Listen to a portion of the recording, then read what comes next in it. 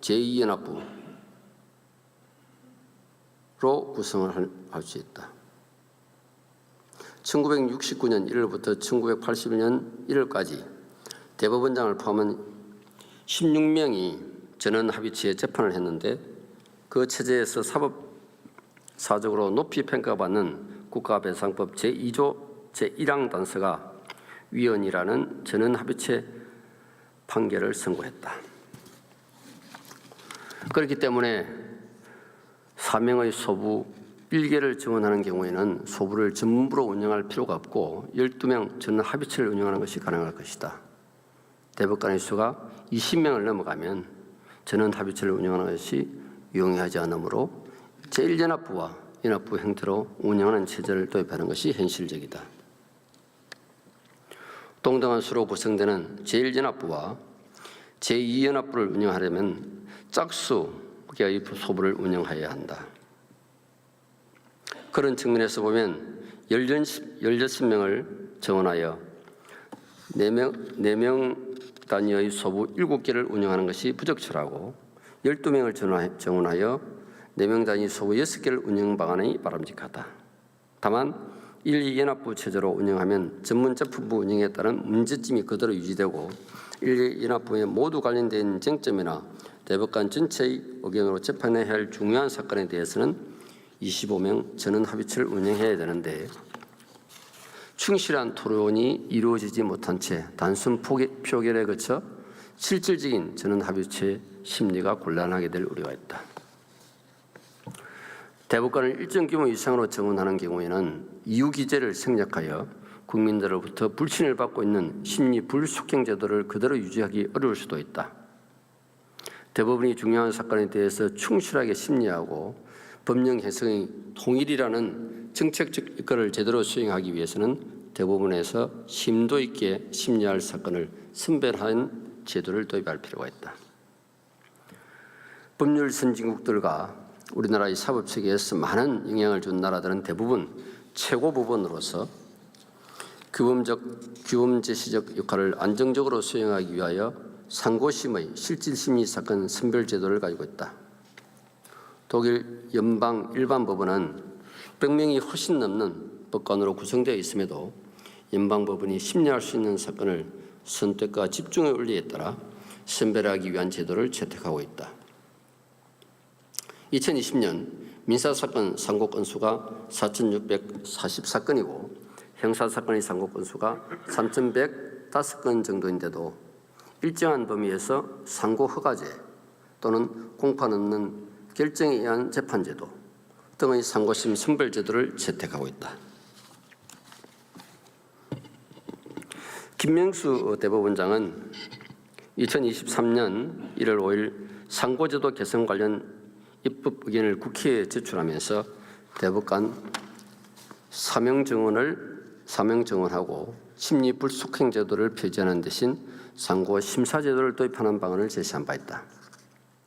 상고 심사 제도는 본안 절차와 본안 전 심사 절차를 명확히 구별하고 명백히 법정 상고 사유에 해당하지 않거나 심사 상고 사유가 인정되지 않는 경우에는 상고 기각 결정을 하고 법정 상고 사유 또는 심사 상고 사유가 인정되는 경우에는 본안 심사를 하여 판결을 선고하며 민사 사건에 한하여 본안 전 심사 기간을 4개월로 정하고 해당 기간이 지난 경우 상고 기각 결정을 할 수 없도록 했다.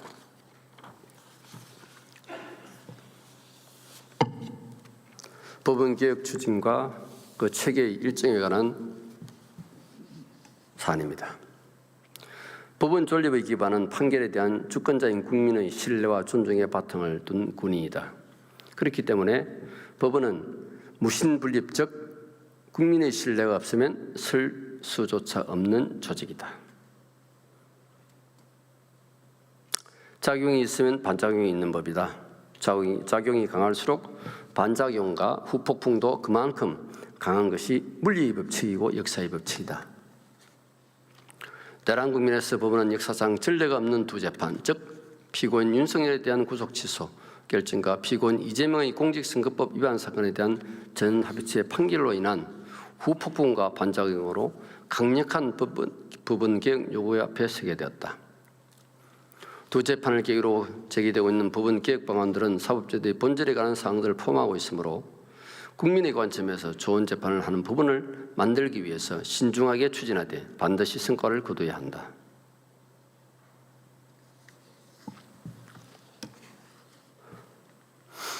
법원 개혁 과제를 단기 과제와 중장기 과제로 구분하여 단계적으로 접근할 필요가 있다.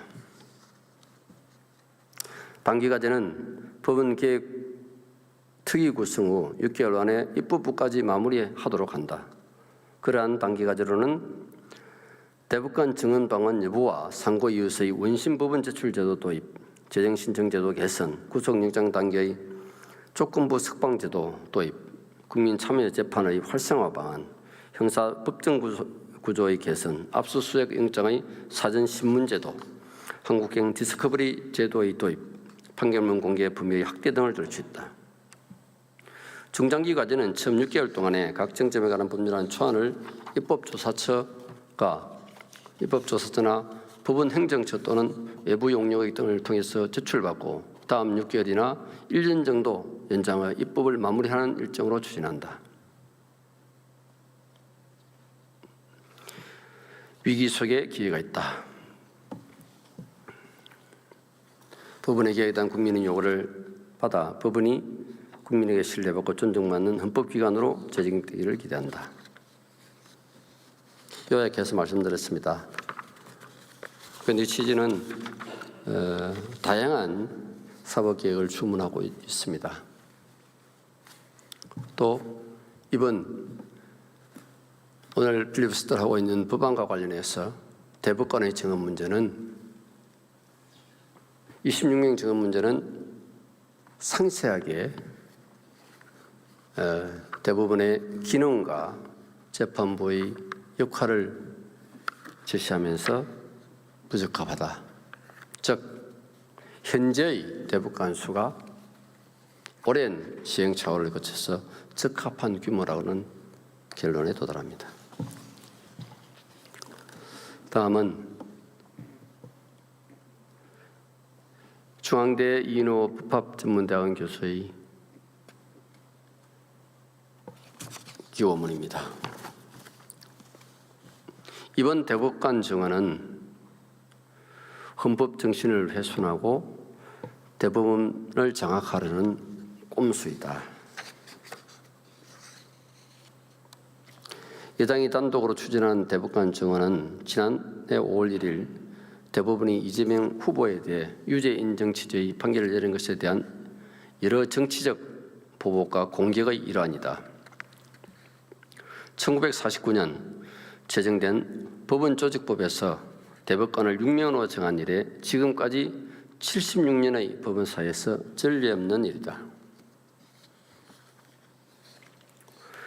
대부분이 처리해야 하는 사건의 수가 많아 그동안 대법관 증언이 주장이 없었던 것은 아니지만 이번처럼 정치적 이유 때문에 있었던 이유는 그것은 아니다. 여당의 형식적 명분은 대법관의 사건 부담을 줄인다는 것이지만 그러나 이미 2010년 국회의 사법개혁특별위원회는 신속한 사건 처리를 위한 대법관 증언의 방안은 현실성이 없다는 이유로 채택하지 않았다.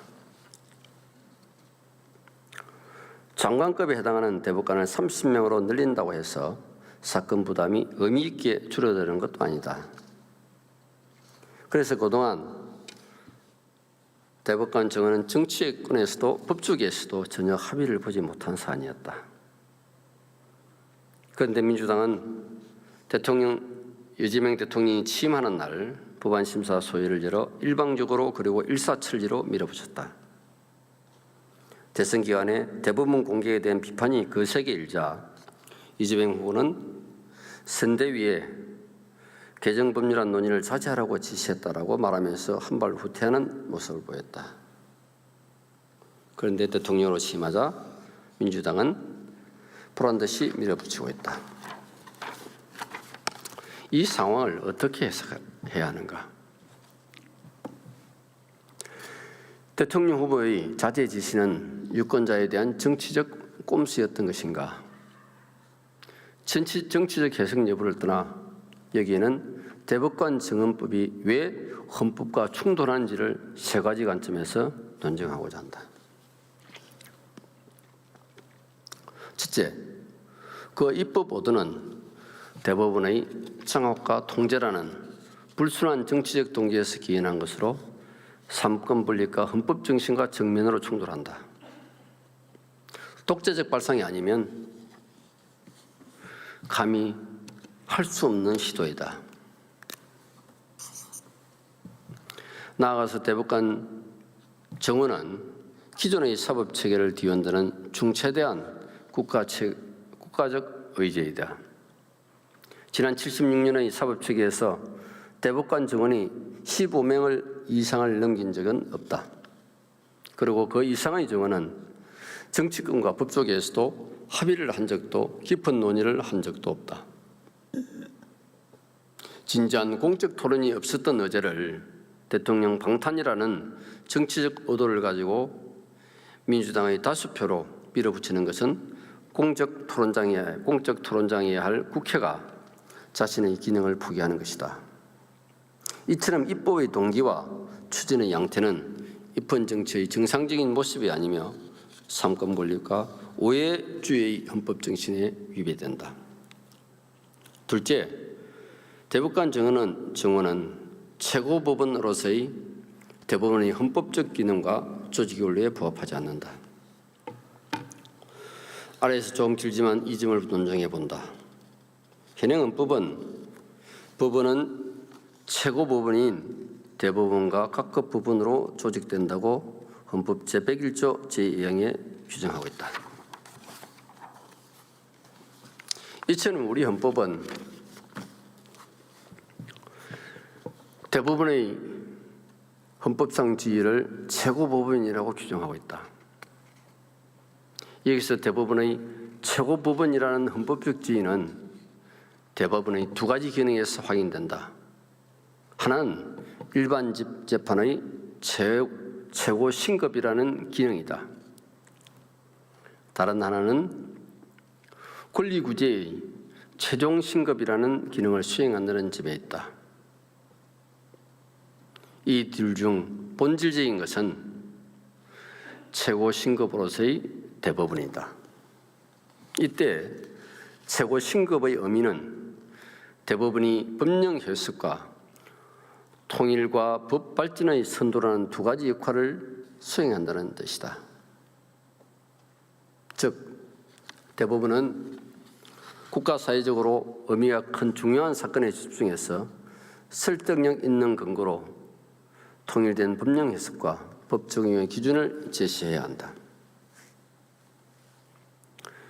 사회 변화에 대응하는 새로운 법리를 발견하고 형성하여 법의 발전을 선도해야 한다. 이 두 가지 역할이야말로 헌법이 대법원을 최고의 법원으로서 그 지위를 규정한 본질적 이유이다. 이는 곧 대법원에 부여한 기본적인 헌법적 과제이다.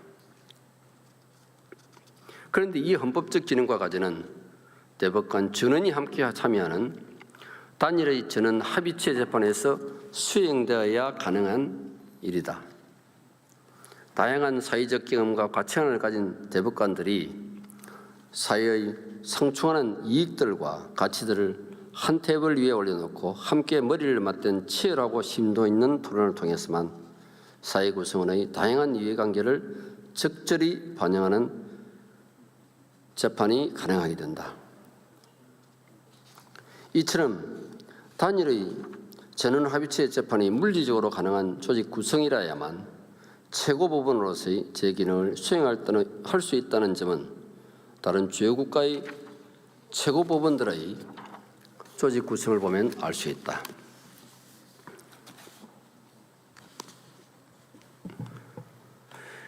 (15명) 넘는 대법원은 없다. 미국의 연방 대법원은 대법관 6명으로 구성된 단일의 전원 합의체 재판부에서만 재판이 이루어진다. 230년에 걸친 역대 연방 대법관 수를 보면 최대 10명을 넘긴 적이 없다. 1789년 6명으로 출발해서 1801년에 5명, 1807년에 7명, 1837년에 9명, 1864년에 10명, 1866년에 7명, 그리고 1869년 이후 현재까지 156년 동안 9명이다. 각 주 대법원의 대법관 수 역시 5명에서 최대 9명을 넘지 않는다. 미국 연방대법원에서 올라오는 사건의 수는 1년에 약 8천에서 9천 건에 달한다. 그러나 연방대법원은 전면적인 상고 허가제를 채택하고 있어서 이들 허가 신청 사건 중 심리하고자 하는 중요 사건 약 80건 정도를 엄밀하게 가려내어 허가를 준다. 그러면 그 사건에 한해서 원심법원에서 사건 기록을 대법원에 송부하게 된다. 각 주 대법원도 거의 동일한 운영 방식을 취하고 있다. 왜 미국의 사법체계가 230년 동안 9명 이하의 대법관, 그것도 단일의 전원 합의체의 조직으로만 운영해오고 있는지를 이해해야 한다. 최고법원으로서의 그 기능을 제대로 수행하기 위한 최적의 조직 구성 방식이기 때문이다. 이러한 조직 구성은 다른 나라의 최고법원에서도 동일하다. 캐나다 대법원도 9명의 대법관으로 구성된 단일의 재판부에서 재판을 한다. 영국의 대법원은 12명의 대법관으로 구성되며 일본의 최고재판소는 15명이다. 그 밖에 호주 대법원은 7명, 아일랜드는 10명, 이스라엘 15명, 브라질은 11명, 필리핀은 15명으로 구성되어 있다.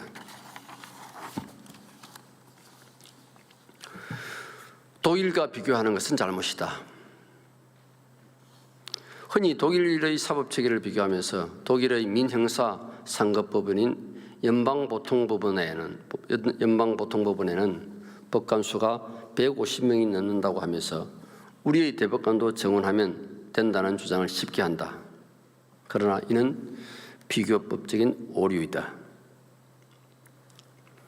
독일 연방보통법원의 법관과 우리 대법원의 대법관은 그 헌법적 위상이 크게 다르다. 독일은 연방 차원에서 모두 5개의 전문 법원을 가지고 있다. 민형사를 전문으로 하는 연방보통법원, 그리고 그와 대등하게 연방행정법원, 연방사회법원, 연방노동법원, 연방재정법원 등이 있다. 이들 전문법원은 주의 1, 2심 법원에서 불복하는 사건을 심리하는 해당 분야의 최종 상급법원이지만 우리와 같은 사법부 전체의 단일 최고 법원은 아니다.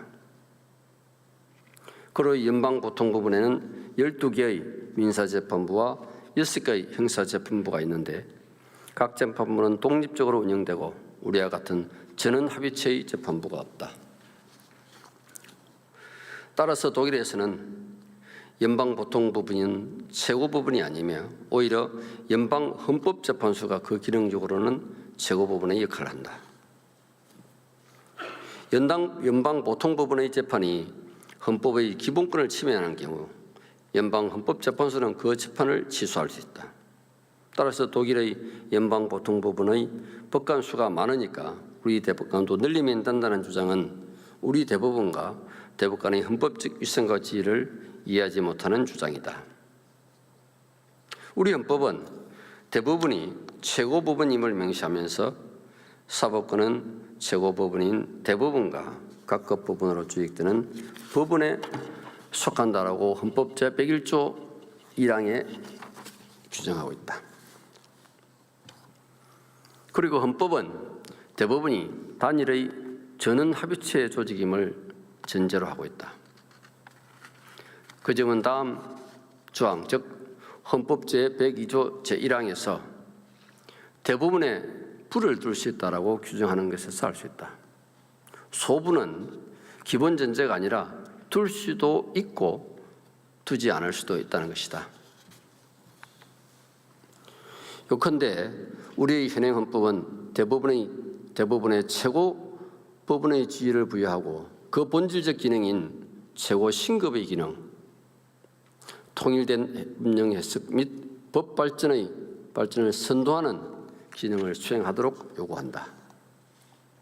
그리고 기본적으로는 단일의 전원 합의체의 조직을 통해서 이 과제를 이행하도록 요구한다. 따라서 헌법은 전원 합의체의 재판이 물리적으로 가능한 조직 구성을 필연적으로 요구하고 있다. 그러므로 국회는 대부분의 조직을 법률로 정할 때 대부분의 최고 법원성을 훼손하지 않는 방식으로 조직을 구성해야 하는 책무가 있는 것이다. 그런데 대법관 30명 증원 법 개정안은 단일의 전원 합의체 재판을 물리적으로 불가능하게 하는 조직 구성이어서 대부분을 최고법원으로 규정한 헌법 제101조 제2항의 헌법적 지침과 조직 윤리에 위배된다. 한덕수 권한대행이 지명한 헌법재판관 임명을 이재명 대통령이 취임하자마자 지명 처리해버렸다. 자신의 재판을 맡았던 변호사 등을 새 헌법재판관으로 지명할 태세다. 헌법재판소 완전장악 카운트다운이 시작됐다. 셋째, 법률로 헌법 개정하려고 한다. 민주당은 대법관 정헌법안과 함께 대법원의 재판을 헌법재판소가 취소할 수 있도록 하는 입법 시도를 동시에 하고 있다.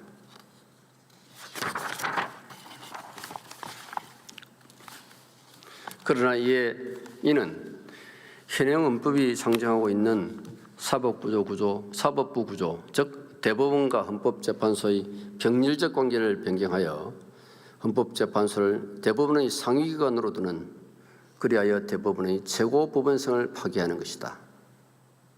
이는 법률로서 헌법을 개정하는 위험한 시도이다. 현행 헌법은 대법원과 헌법재판소의 위상을 상호관계가 아니라 병렬적 관계로 두고 있다. 이 점은 그 연역적 배경에서 충분히 확인할 수 있다. 1987년 헌법 개정에서 당시 유명무실했던 헌법위원회를 폐지하고 헌법재판권을 제3공화국 헌법에서처럼 다시 대법원을 비롯한 일반 법원이 행사하는 것으로 논의를 하던 중에 헌법재판소를 신설하여 헌법재판권을 맡기는 것으로 헌법적 타협이 이루어졌다. 대법원을 최고법원으로 하는 법원의 사법권에서 헌법재판권을 떼어내어 신설 헌법재판소에 맡긴 것이다. 따라서 신설 헌법재판소가 대법원의 최고법원성을 가져간 것이 아니다. 이 점은 헌법적으로 뒷받침되었다. 헌법은 계속해서 대법원이 최고법원임을 선언하고 있고 헌법재판소의 구성에 대법원장이 직접 관여하도록 되어 있다. 헌법재판관 3명을 대법원장이 지명하고 대통령이 임명하는 방식을 채택한 것이다. 그리고 헌법재판소의 관할로 넘긴 헌법소원심판에 대해서는 그 범위와 대상을 포괄적으로 넘기지 않고 법률로 정하도록 했다. 그에 따라서 헌법재판소법은 헌법소원의 대상에서 법원의 재판을 명시적으로 제외했던 것이다. 이렇게 해서 우리의 헌법재판제도는 미국식도 아니고 독일식 재판도 아닌 대법원과 헌법재판소가 병렬적으로 존재하는 독특한 실험을 시작했던 것이다. 따라서 이 당이 대법관 정헌법안과 함께 대법원의 재판을 헌법재판소가 취소할 수 있도록 하는 입법을 시도하는 것이 현행 헌법이 설정하고 있는 사법권력의 배분 질서를 법률로 변경하라는 것은 입법권의 한계를 넘는 위헌적 발상이다. 대법관 정헌 대신 상고 허가제 도입을 제안한다. 마지막으로 현재 대부분이 짊어지고 있는 사건 부담은 대법관 정원으로 해결될 문제가 아니다. 이 문제는 주요 국가의 최고 법원들이 모두 채택하고 있는 상고 허가제로 해결해야 한다. 최고 법원으로서 본질적 기능인 최고 심급 기능을 강화하게 하는 방안은 상고 허가제밖에 없다고 본다. 아쉽게도 현재 대법원의 조직 운영은 최고 법원의 기능에서 부합하지 않는 방식으로 이루어지고 있다. 전원합의체의 재판은 1년에 겨우 10건 내외이고 대부분의 재판은 소부에서 이루어진다. 현재 대부분의 소부는 각 사인의 대법관으로 구성되는데 모두 의견이 일치할 때 그 부에서 재판을 하게 된다. 그런데 이 소부는 재판은 당사자의 권리 구제에 초점이 맞춰져 있다. 대법관 사이의 의견 대립이 없이 당사자의 법적 질문, 즉 상고 이후에 짧게 답변하는 형식으로 판결문을 구성한다. 사회 현상에 대한 심도 있는 분석과 치열한 법리 다툼을 통한 깊이 있는 논정을 제시하지 않는다. 엄밀히 말하면 이것은 위에서 언급한 최고 신급의 기능, 즉 통일된 법령 해석 및 법 발전의 선도가 아니다.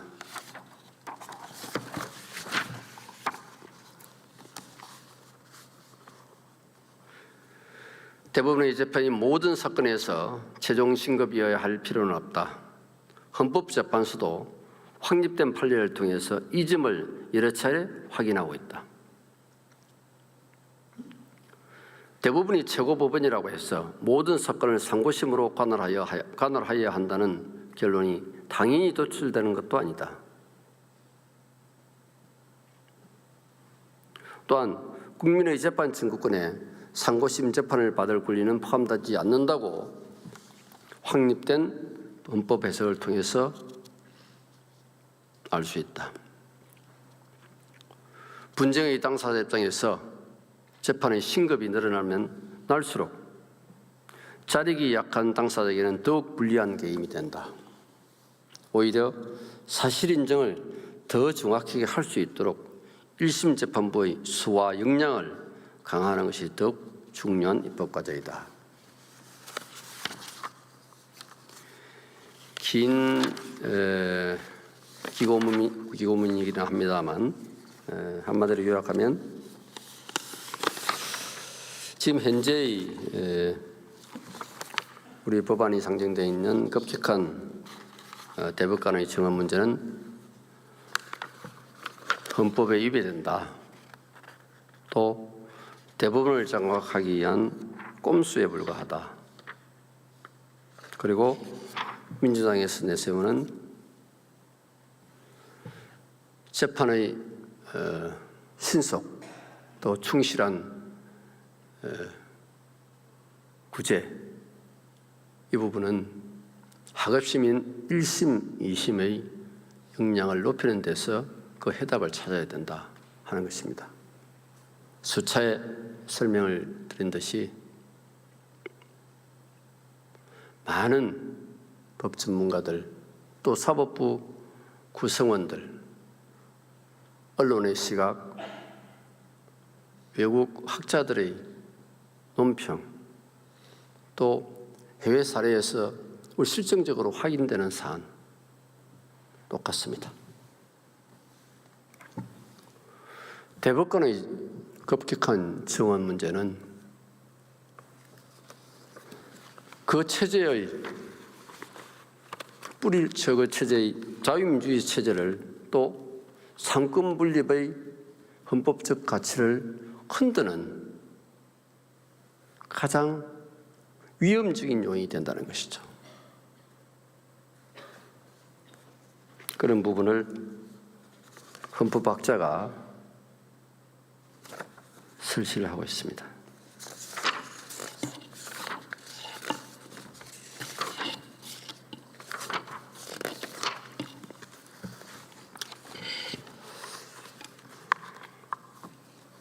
다음은 성균관대 법 법학전문대학 교수로 이제시하시고 전 헌법학회 회장님이십니다. 지승우 교수의 기고문입니다. 지금 추진되고 있는 대법관의 증언 문제는 사실상 법원을 포획하려는 시도다라고 결론을 내립니다. 왜 그런지 자세하게 설명을 드리겠습니다. 대법원은 헌법상 사법부의 최종적 형사기관으로서 그 조직과 운영에 관한 사항은 국가의 법치주의 실행과 직결된다. 민주당에서 주장 제안하고 있는 법원조직법 개정에 의한 대법관 정원의 정원, 현행 14인에서 26인으로의 확대는 단순한 조직 개편을 넘어 사법권, 독립, 재판의 질, 그리고 국민의 권리 구제에 중대한 영향을 미칠 수 있는 사안이다. 미국, 독일, 프랑스, 일본 등 주요 선진국의 현황을 비교하고 베네수엘라 등 남미에서 대법원 또는 최고법원의 정원을 통한 사실상 법원 포획과 그 결과로 발생한 국가 위기 상황을 분석함으로써 장래 한국의 사법제도 설계에서 필요한 방향을 제시하고자 한다. 현행 사법제도와 개정한 내용에 대해서인가 봅니다.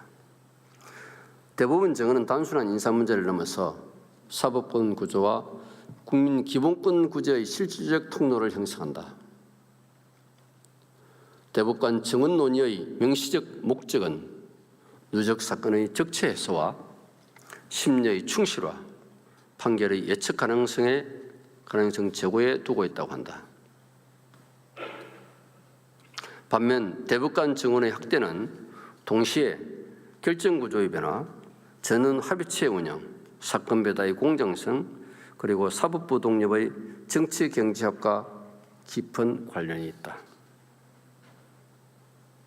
현행 대한민국 대법원은 대법원장을 포함한 대법관 14인 체제로 운영된다. 전원 합의체와 소부 체제의 이원적 운영 아래 사법정책, 사법행정과 최종 심리가 병행되며 사건 심리의 선별과 표준화된 법리 제시 기능을 수행한다.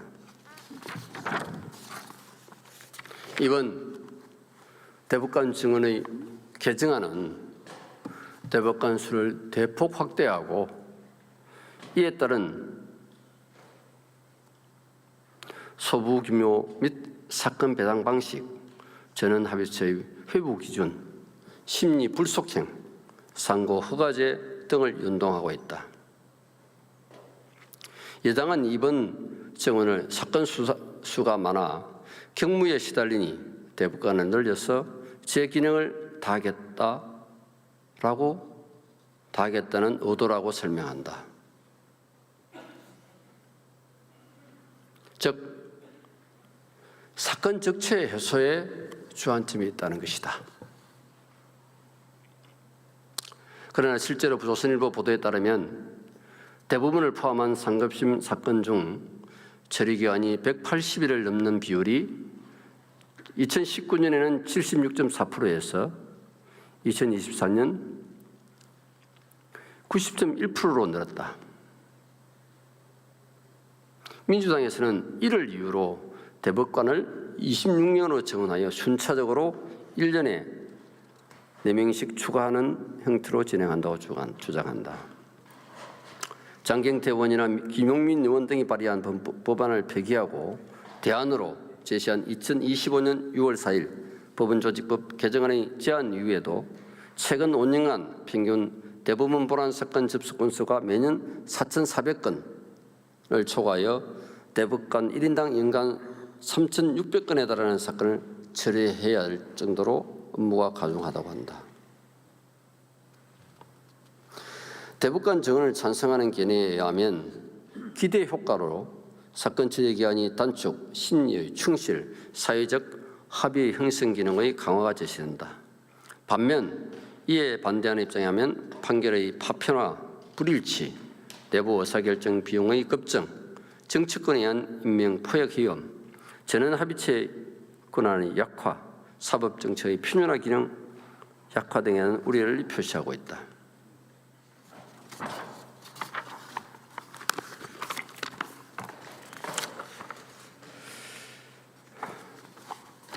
그러나 이런 개정안에 대한 헌법 이론적 측면에서의 문제점을 다음과 같다. 첫째는 삼권 분리 원칙의 훼손될 우려가 크다는 것이다. 대법관의 정언을 법률로 정하는 것은 입법부가 사법부의 조직과 인사에 직접 개입하는 행위로 삼권 분립의 균형을 흔들 수 있다. 대부분은 사법권의 최종 보루로서 그 독립성을 유지해야 하는데 입법부가 사법부의 인원 구조를 조정함으로써 정치적 영향력을 행사할 수 있는 구조가 이루어진 것이다. 사법권 독립과 권력 분립의 관점에서 대법관 정원은 인사권을 매개로 정치적 영향력 확대의 경로를 제공할 수 있다. 따라서 임명 절차의 분산, 시차의 부여, 상하한을 헌법에 명시한 점, 임기 중도 해제 제한 강화 등이 필요하다.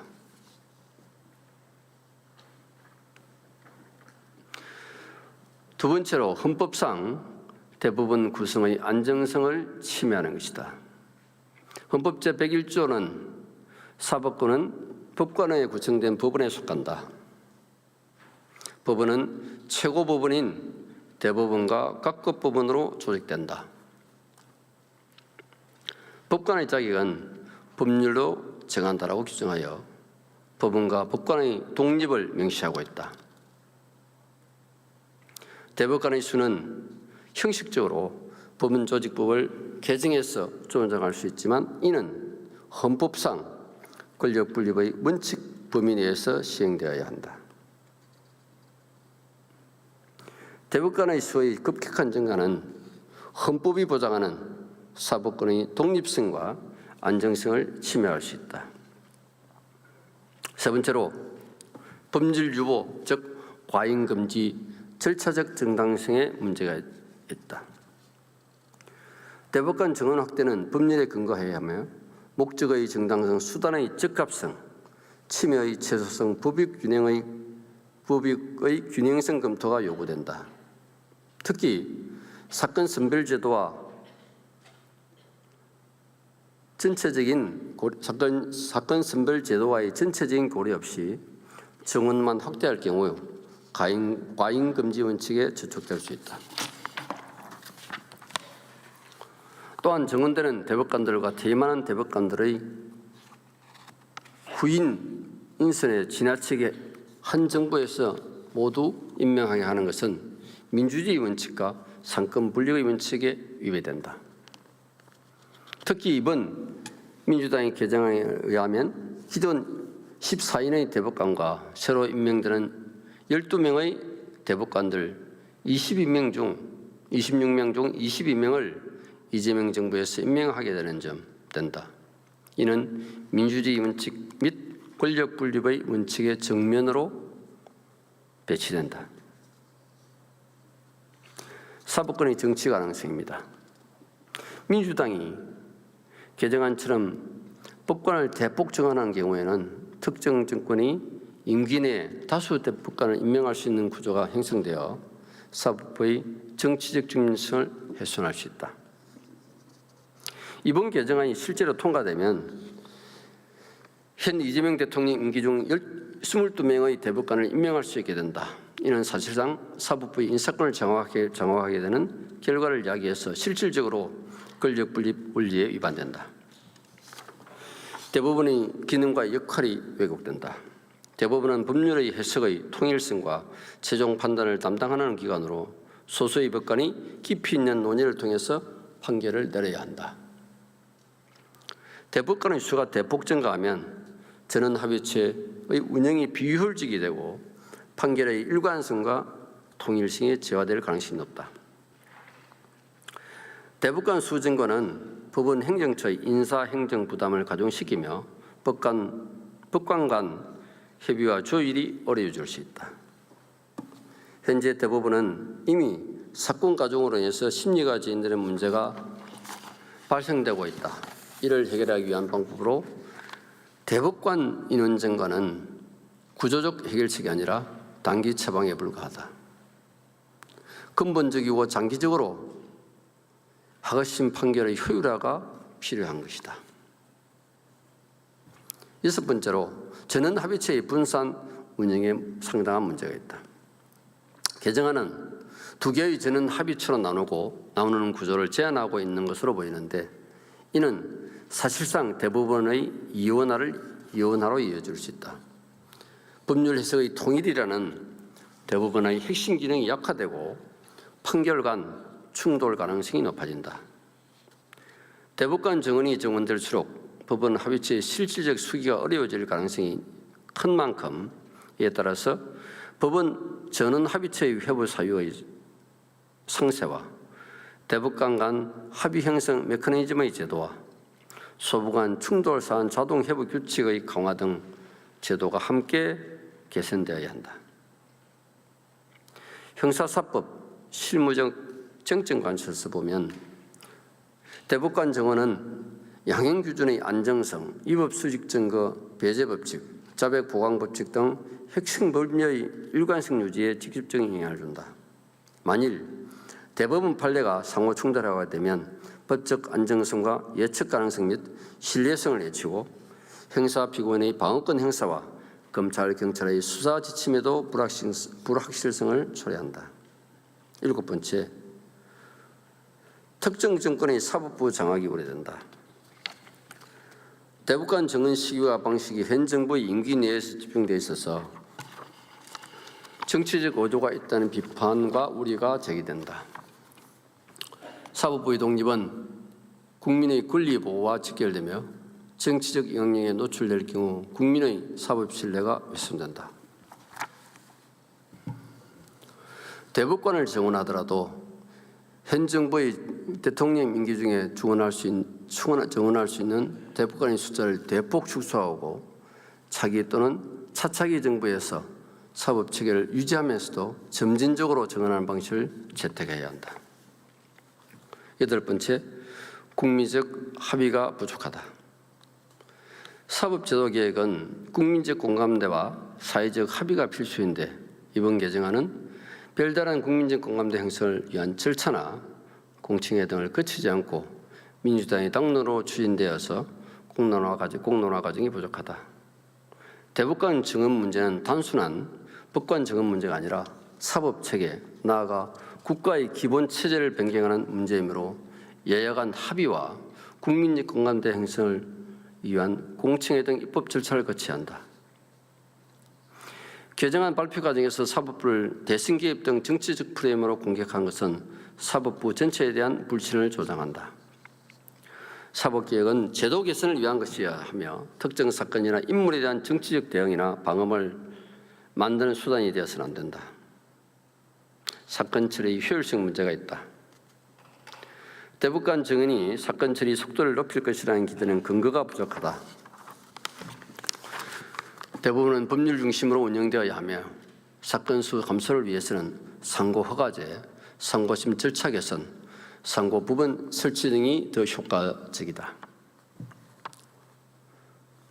대법관 수가 대폭 증원되면 인사검증의 질이 저하될 수 있으며 정치적 고려가 개입될 여지가 커진다.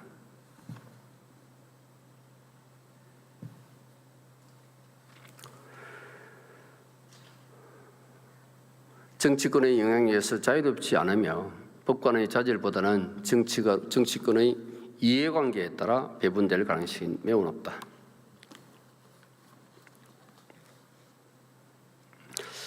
이와 같은 부분은 대부분의 공식 입장 2025년도 11월 때 난 공식 입장과 대동소이합니다.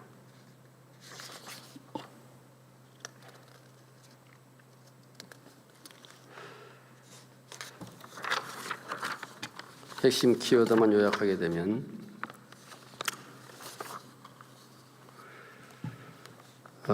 대법관의 일시적인 단기간에 걸친 대폭적인 경우는 사실상 법원의 기능을 마비시키는 또 상권 분립을 훼손하는 헌법적 가치를 유린하는 사법부의 포획과 다름이 없다라고 규정하고 있습니다.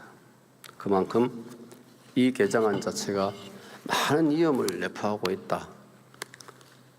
그럼에도 불구하고 지금 민주당에서 주장하는 사건 처리의 신속성, 충실성을 구현하기 위한 제도는 다양하게 있다라고 대안을 제시합니다.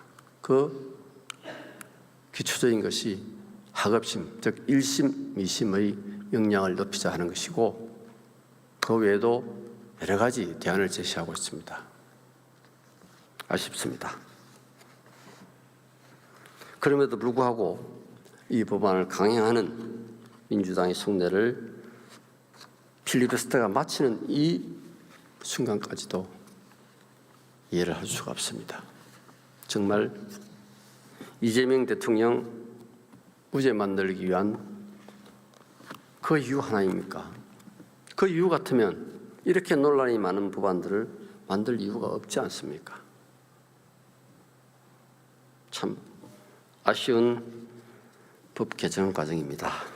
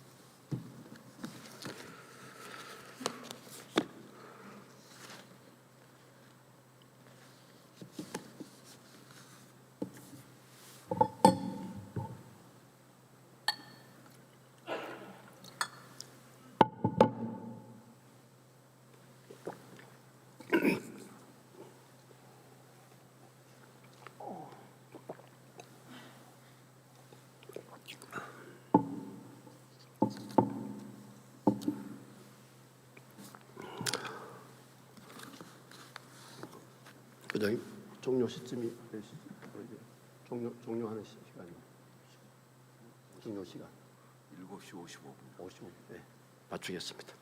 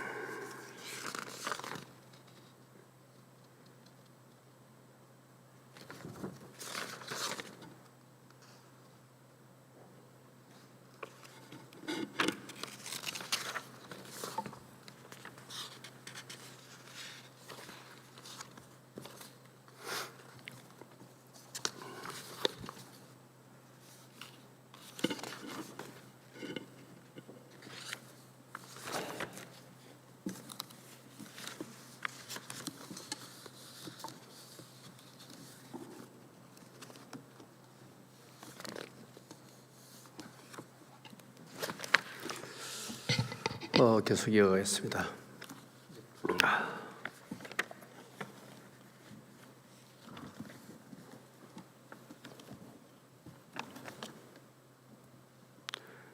대법관 증언 문제를 포함한 헌법조직법 개정안, 법 애국제 신설, 재판 소원제도 도입 등 이 사법부 장악을 위한 사법학의 3법에 대한 언론의 시각이 얼마나 이 법 개정안 자체가 위험한지를 나타내는 사안들입니다. 각 언론에서 지급했던 기사의 제목들을 다시 한번 올리겠습니다.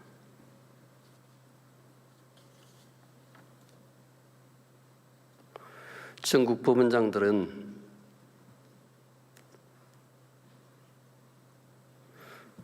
국민이 돌이키기 어려운 중대한 피해다.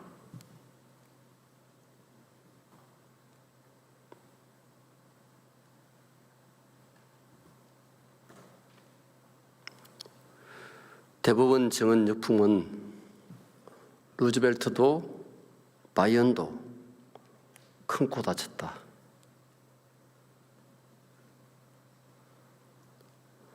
사법근간위원들은 대법관 증언과 헌법 소원 문제이다. 사심제 민주당 폭주, 이게 영상으로 안 띄워지나요? 영상 PPT가 있는데 안 띄워지는가 보죠? 한번 띄워주실래요?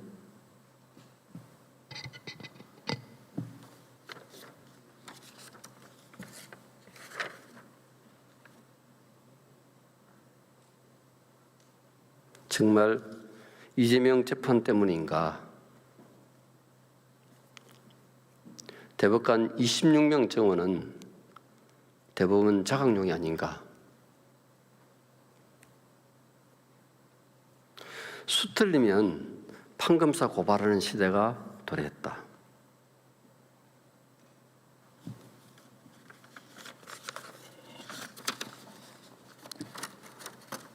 대법관 증언 재판 소원제 사법부 압박용 계약이다. 법치주의 후퇴로 역사에 기록될 것이다. 위헌 지적이다. 상정 1시간 전 일부를 수정하는 해퍼닝을 일으켰다. 대법관 26명 사법 독립 훼손이 매우 우려된다. 민주당에 의한 민주당을 위한 사법이다. 절대 권력으로 치닫는 여당이다. 이 자료는 좀 띄워주세요. PPT 자료 좀 띄워주세요.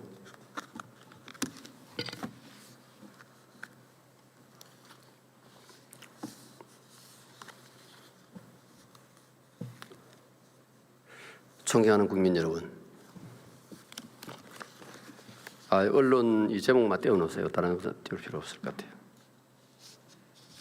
언론 제목만 띄워주십시오.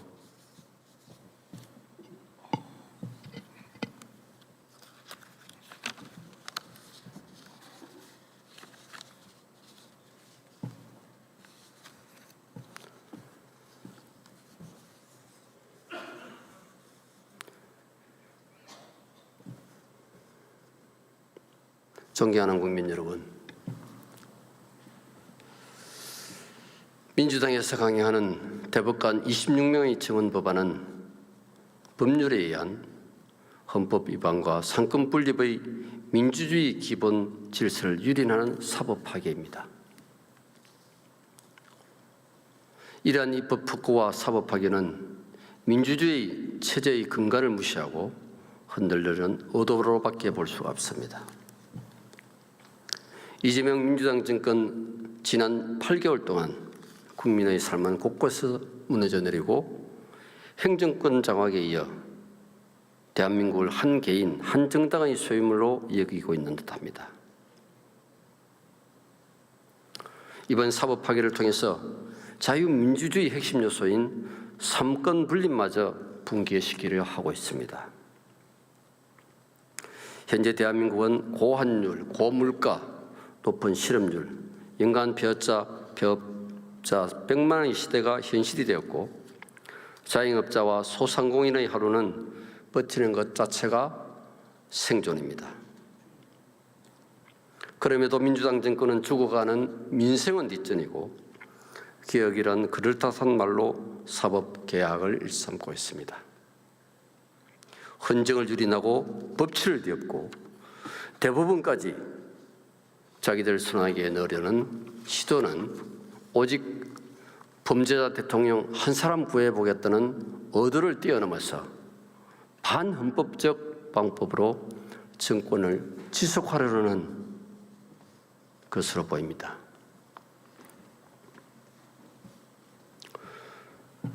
성과사범 12개 혐의가 있는 대통령, 역사상 처음 있는 여당 대표와 여당 대표의 공천 뇌물, 민주당 장관의 수천만 원 금품 수수 의혹이 불거졌는데도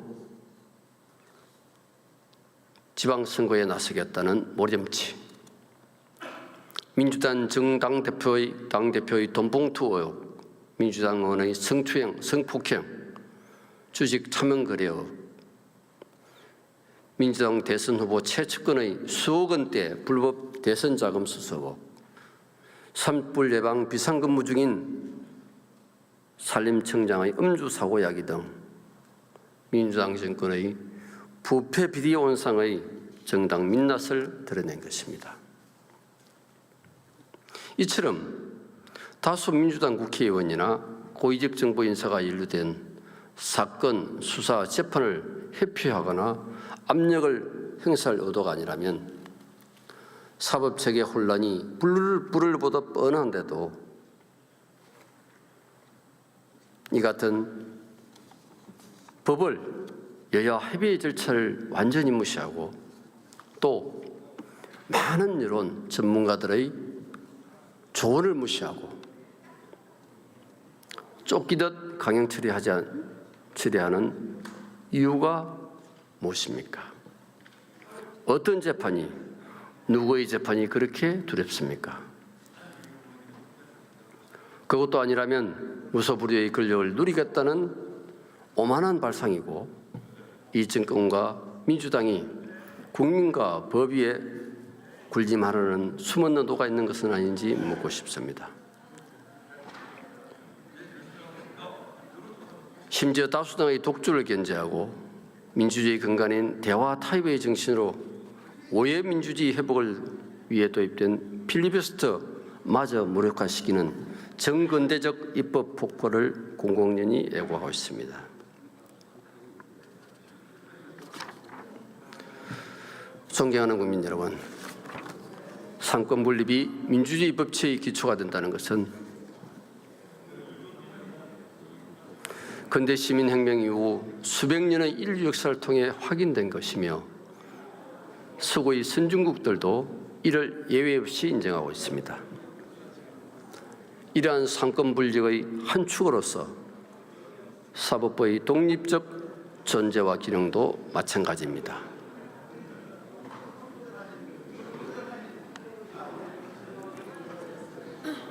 민주주의와 법치주의의 기본 가치는 인권입니다. 그런데도 이러한 인권 보장을 가능케 하는 핵심적 요소의 하나가 공정한 사법이라는 점은 수많은 인권의 침해와 이를 극복하는 역사의 경험을 통해서 확인된 것이며 그로 인하여 공정한 사법의 전제 조건인 사법부의 독립은 현대민주주의 국가의 근본 가치이자 자유민주적 기본 질서의 구성 요소로 널리 인정되고 있습니다. 그럼에도 불구하고 대법관의 대폭 증언, 재판 소원의 도입, 그리고 법 의혹죄 신설 강행은 사법 체계 전반에 대혼란이 불가피할 것입니다. 이 초유의 피해를 누가 감당해야 합니까? 입법권을 마구잡이로 행사하는 민주당 국회의원입니까? 아니면 선량한 일반 국민들이 이 피해를 통째로 떠안아야 됩니까? 더욱이 이러한 대규모 사법체계의 변화가 헌법 개정도 아닌 법률 개정으로 추진되고 있는 것도 묵과할 수 없는 큰 문제입니다. 위헌 논란, 제도의 변화에 대한 국민적 공감대가 전제되지 않는 상황에서 정부와 민주당이 이를 일방적으로 추진하는 것도 매우 우려스럽습니다. 민주적 법治국가의 근간을 훼손할 것이라는 점에서 문제의 심각성이 크며 이것은 사법개혁이 아닌 사법의 파괴라고 평가할 수밖에 없습니다.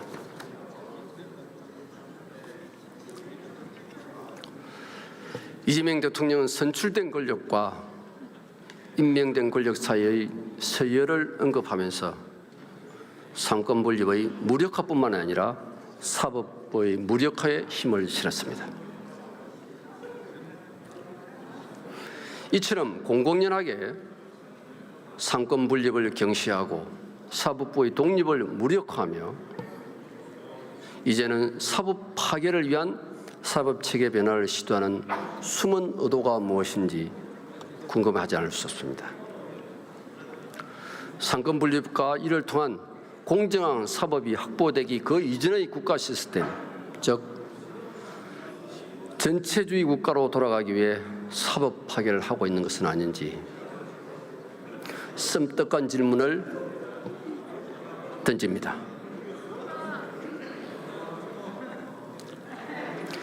인간의 모든 제도가 그러하듯이 사법제도라고 해서 완벽한 것은 아닙니다. 사법부의 재판이 국민의 신뢰를 받지 못하는 경우도 많습니다.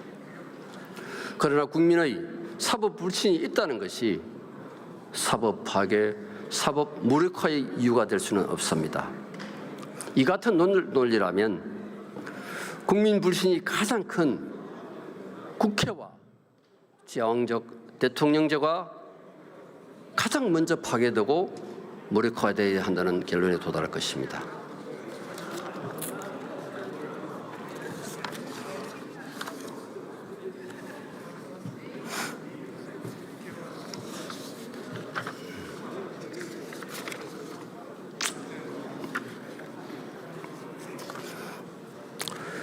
대법관 청원은 헌법에 규정되어 있지 않고 법원조직법 제4조 2항 대법관의 수는 대법원장을 포함하여 14명으로 한다라고 명시되어 있습니다. 이는 입법자가 사법제도의 효율성을 조정할 수 있도록 한 것일 뿐이고 정치적 목적에 따라서 사법부 구성 자체를 좌우하려는 취지가 결코 아닙니다. 민주당이 추진하고 있는 대법관 청원 법안은 형식적으로는 법률 개정 사항에 불과해 보일 수도 있으나 그 실질은 헌법이 보장하는 삼권 분립과 사법 독립의 근간을 흔드는 매우 위헌적인 시도에 불과합니다. 전호 의원님, 네. 잠시 토론을 중지해 주시기 바랍니다. 무제한 토론 중인 법원 조직법 일부 개정 법률안 대안에 대한 무제한 토론 종결 동의가 제출된 때로부터 24시간이 경과하였습니다. 토론을 마무리해 주시기 바랍니다.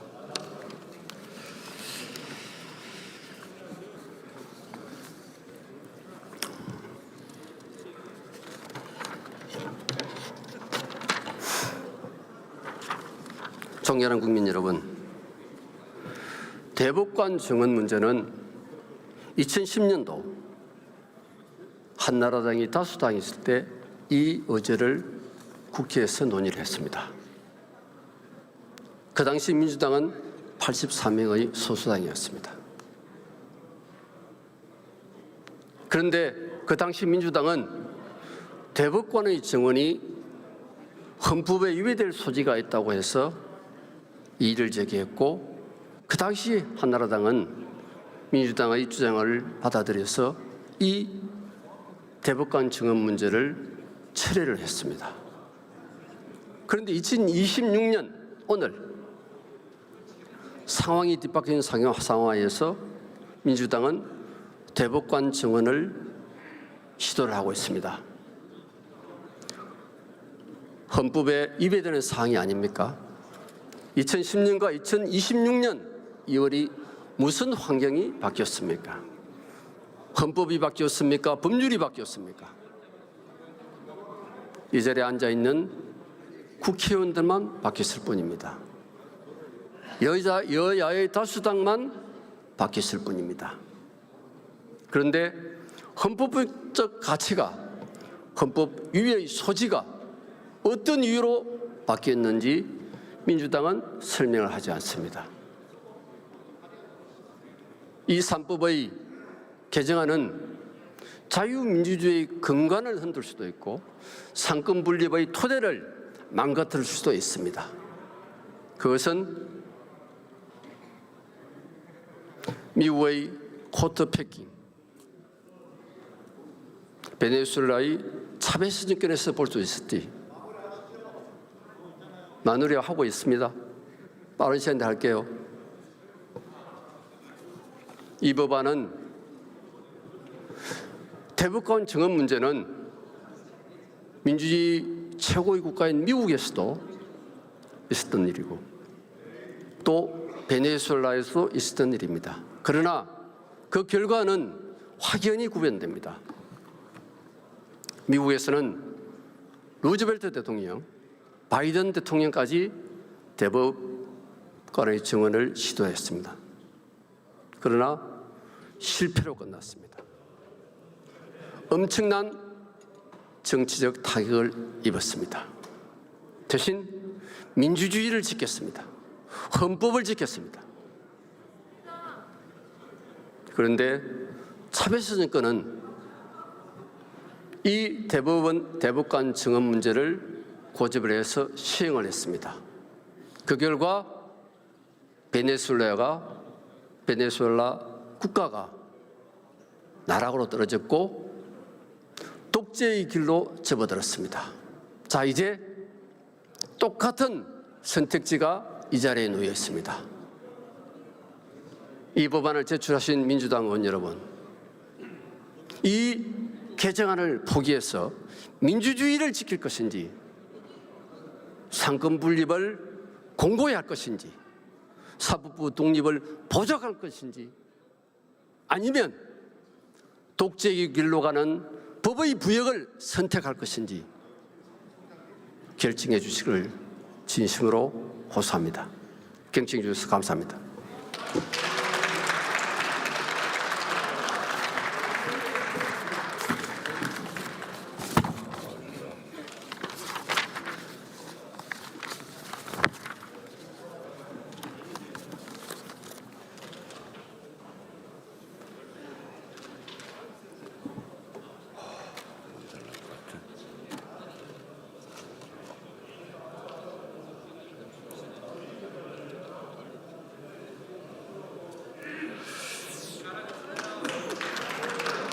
서춘호 의원님 수고하셨습니다. 그러면 무제한 토론 종결 동의의 건을 표결하도록 하겠습니다. 종결 동의가 가결되는 경우 무제한 토론이 종료되고 부결되는 경우 무제한 토론을 이어갈 수 있다는 점을 말씀드립니다. 무제한 토론 종결 동의의 건은 국회법 제106조의 2, 제6항에 따라 무기명 투표로 표결하며 토론하지 않고 제적의원 5분의 3 이상의 찬성으로 의결한다는 점도 말씀드립니다. 국회법 제114조 제2항에 따라 간표위원을 지명하겠습니다. 박정현 의원, 박해철 의원, 안도걸 의원, 이재관 의원, 정진욱 의원, 조인철 의원, 백선희 의원, 손솔 의원 이상 8분이 수고해 주시겠습니다. 간표위원께서는 간표위원석으로 나와 주시기 바랍니다. 의사국장으로부터 투표 방법에 관한 설명을 들은 다음 투표를 시작하겠습니다. 어제 모자리 또 써? 나 6개.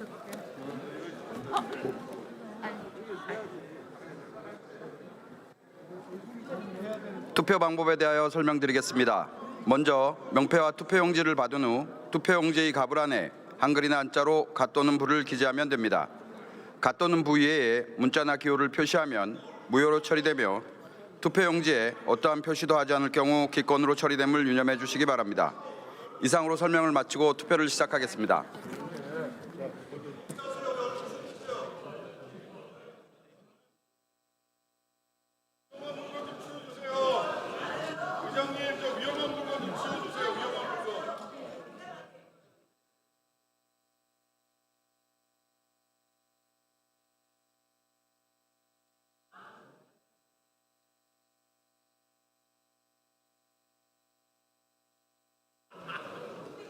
시작했나?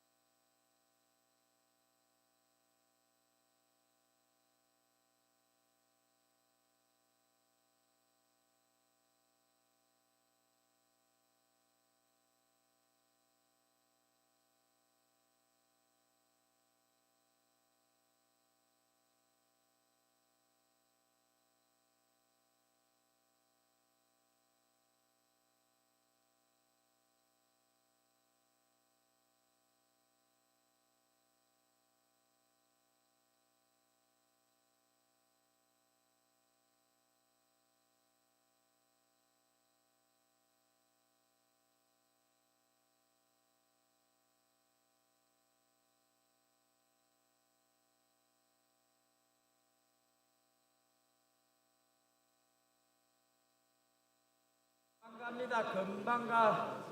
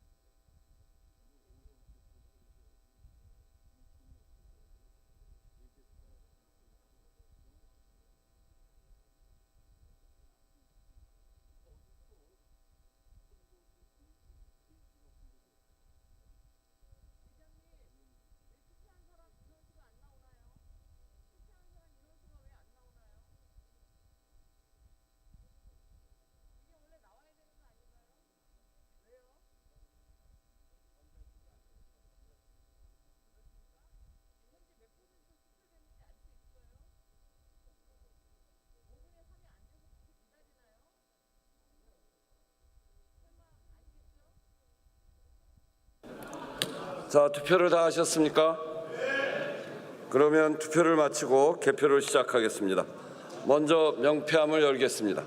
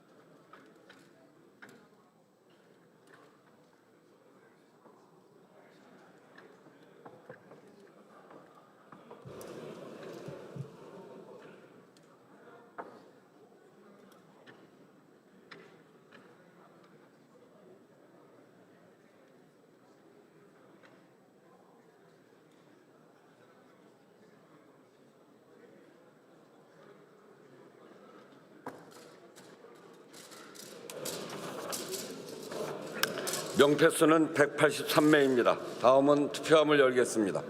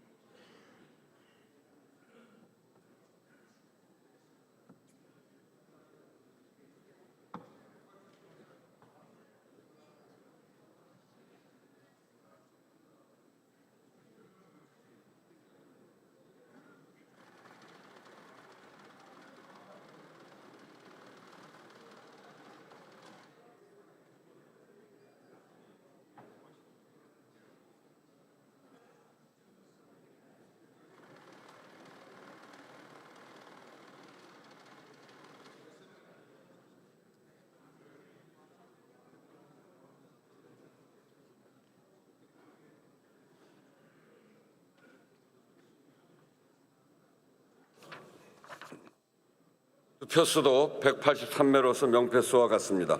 투표 결과는 잠시 후에 말씀드리겠습니다.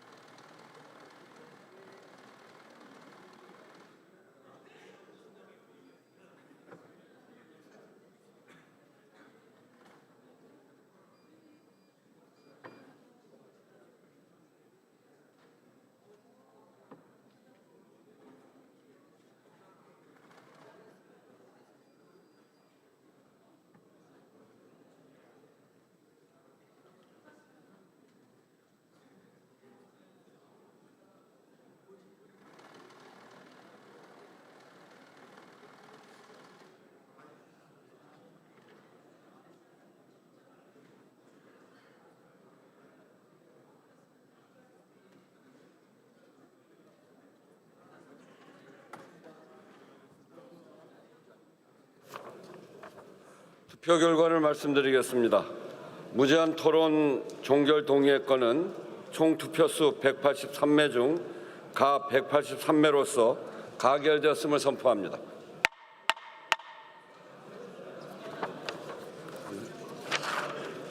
무제한 토론 종결 동의가 가결되었으므로 무제한 토론이 종결되었음을 선포합니다.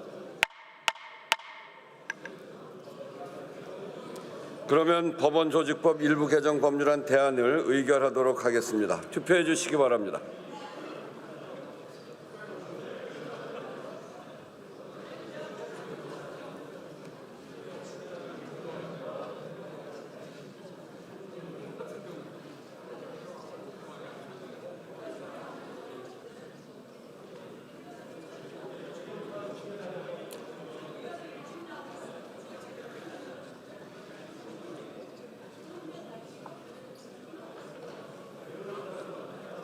투표를 다 하셨습니까? 그러면 투표를 마치겠습니다.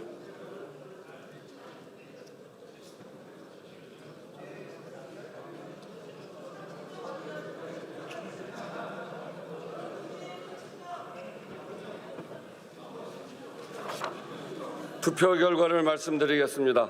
재석 247인 중 찬성 173인, 반대 73인, 기권 1인으로서 법원조직법 일부 개정 법률안 대안은 가결되었음을 선포합니다.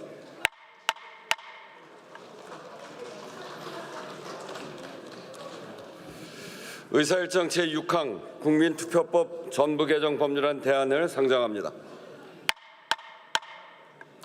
행정안전위원회 권칠승 의원 나오셔서 제안 설명해 주시기 바랍니다.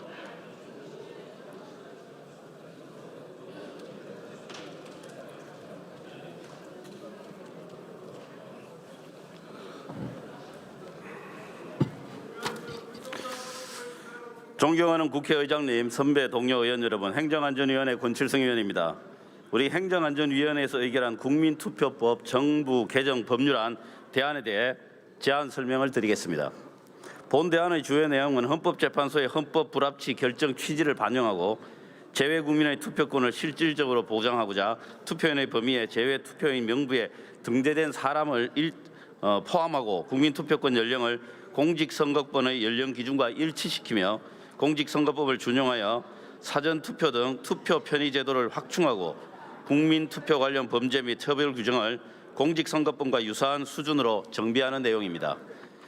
현행 국민투표법은 2015년 12월 31일 그 효력이 상실되었고 그로부터 지금까지 헌법 개정은 원천적으로 불가능했습니다. 본 국민투표법 전부 개정 법률안의 통과는 헌법 개정이 원천 불가능한 비합리적 상황을 10여 년 만에 종식하고 우리나라가 새로운 헌법을 준비할 수 있게 합니다. 본 투표법 전부 개정 법률안의 통과는 12.3 내란 사태를 확실하게 종결짓고 새로운 시대 정치를 헌법에 명문화할 수 있는 제도적 토대를 마련하는 것입니다. 본 국민투표법 전부 개정 법률안의 사전 국민투표 및 개표에 관한 허위 사실을 지속적으로 유포한 자를 처벌하는 규정은 허위 사실 유포에 엄격한 책임을 묻는 헌법재판소의 확고한 입장과 궤를 같이 하는 것으로 표현의 자유를 침해하지 않습니다. 보다 자세한 내용은 단말기의 회의 자료를 참고해 주시기 바라며 아무쪼록 우리 위원회에서 제안 설명 드린 대로 의결해 주시기 바랍니다. 감사합니다.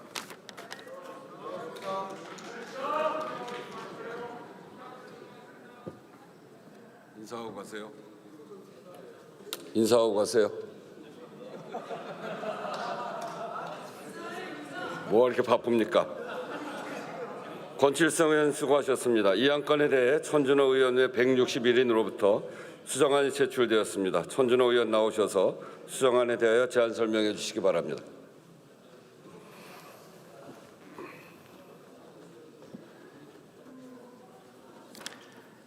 존경하는 우원식 국회의장님, 그리고 선배 동료 의원 여러분, 서울 강북구갑 출신의 천준호 의원입니다.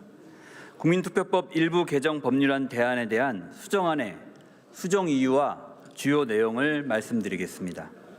2014년 헌법재판소가 재외국민의 투표권 행사가 제한적으로 허용되는 현행 국민투표법에 대하여 헌법 불합치 결정을 함에 따라 입법 공백 상태가 지속되어 왔습니다.